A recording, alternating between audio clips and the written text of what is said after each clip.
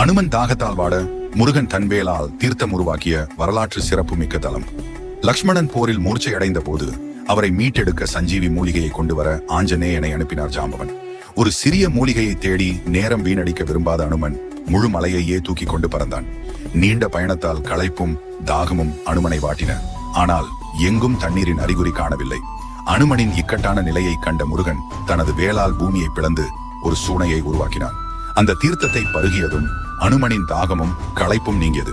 அனுமாவி வந்துற்ற அஞ்சனாதேவி மகன் அனுமாரின் அருந்தாகம் தீர்க்க நீர் தந்த மலை, கனமான மலை சுமந்த களைப்பாற்றி கரங்குவித்து குமராவென அனும குமரனாய் நின்ற மலை என்ற அனுமாவி 10 பாட்டில் இது அழகாக குறிப்பிடப்பட்டுள்ளது.